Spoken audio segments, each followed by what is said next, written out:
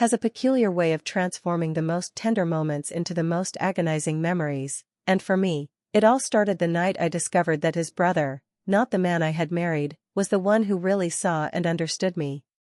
Rachel Morgan is my name. My husband Daniel went on a business trip abroad 3 years ago and never returned. He didn't even video chat or phone. I just got an email one day. "I won't be returning, I need space. Please don't try to find me," was written in a chilly, lifeless letter. That was it. After 12 years of marriage being reduced to a few coldly typed phrases, I sat there looking at the screen, hoping for an explanation or some sort of follow-up, but it never materialized. I felt initially numb.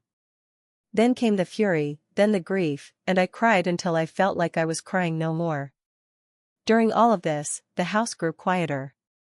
I stopped playing the piano and cooking because the walls reverberated with memories that were more painful than pleasant. I ceased to exist and hardly left the bedroom. Jason, Daniel's younger brother, arrived at my house a week after Daniel vanished. When everything seemed to be falling apart, Jason was the one thing that remained constant.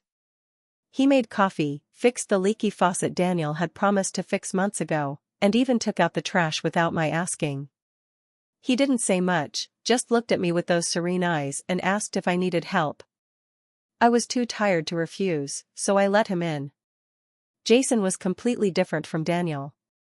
Jason was calm and trustworthy, while Daniel was boisterous and appealing. Jason seemed to be most at ease in silence, whilst Daniel thrived on attention. Jason visited every day for the following 3 weeks.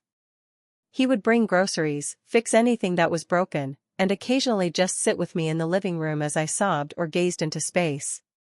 He never passed judgment or put any pressure on me, he was simply there. One evening following a particularly trying day, I sipped a glass of wine while sitting in my robe on the porch. The air was cold and the stars were out. Jason silently joined me, and we sat there for a while before I eventually said anything. He turned to face me and said, "I'm not here to fix you, I'm just here because I care." "Why are you doing all this, Jason? You don't have to fix my life."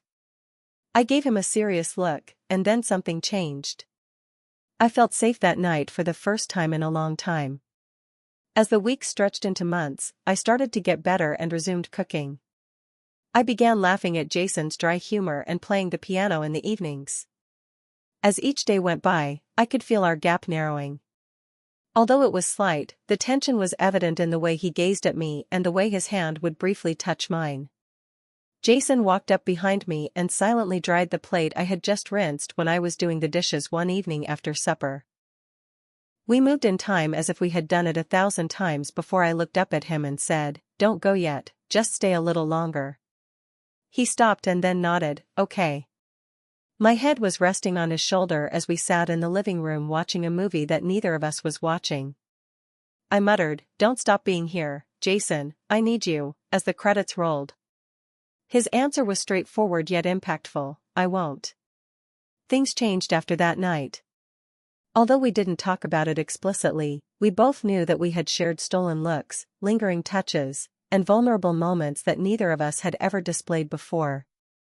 Jason never pushed, instead, he always waited for me to take the initiative. A letter addressed to me was discovered in a box containing Daniel's belongings that I discovered months later while organizing the attic. My hands were shaking when I unfolded it. I was completely shocked at the words inside. Daniel had written that he thought I had stopped loving him, therefore he had left.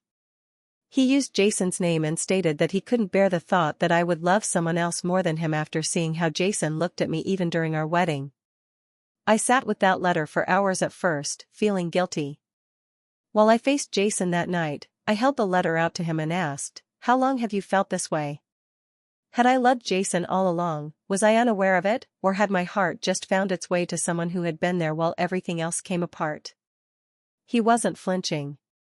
He looked me in the "since the day you walked down the aisle, but I buried it because I respected your marriage. I never meant for you to find out like this, but when Daniel left and I saw how broken you were, I couldn't stay away. I didn't come to replace him, I came because I couldn't bear to see you alone." I slowly nodded.